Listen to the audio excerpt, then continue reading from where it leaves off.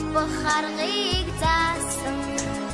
багангийн багшаа баярлалаа балчирхан би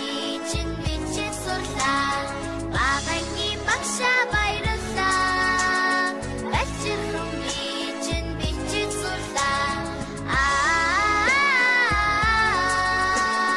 багангийн багшаа би хайртай ухан сэрсэн бодин санд минь хободох аргыг заасан багангийн багшаа баярлалаа балчирхан би чинь бодож сурлаа багангийн багшаа баярлалаа балчирхан би чинь бодож